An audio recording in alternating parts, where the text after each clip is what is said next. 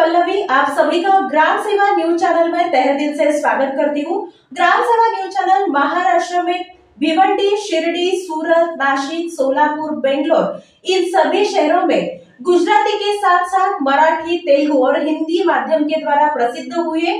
आज ही ग्राम सेवा news channel को सब्सक्राइब करें, शेअर करें और लाईक। सिंधुदुर्ग येथे राजकोट किल्ल्यावर उभारण्यात आलेल्या छत्रपती शिवाजी महाराजांचा पुतळा कोसळल्याच्या घटनेचे पडसाद सोलापुरातही उमटलेत। बुधवारी जिल्हा परिषदेच्या पूनम गेट समोर काँग्रेस, राष्ट्रवादी काँग्रेस आणि उद्धव बाळासाहेब ठाकरे शिवसेनेच्या वतीने एकत्रित येऊन कार्यकर्त्यांनी निषेध आंदोलन केलं।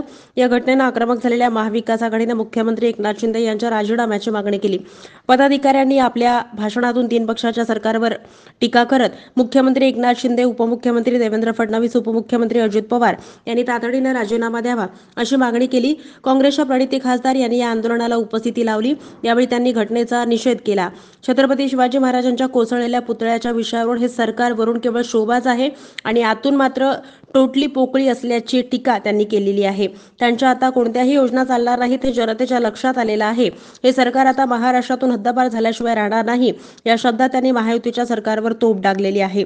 या आंदोलनात काँग्रेसचे चेतन नरोटे, राष्ट्रवादी काँग्रेसचे सुधीर खरटमल, शिवसेनेचे विष्णू कारंपुरी या तीन शहराध्यक्षांसह त्यांचे विविध पदाधिकारी, माजी नगरसेवक आणि सेलचे अध्यक्ष कार्यकर्ते मोठ्या संख्येने उपस्थित होते।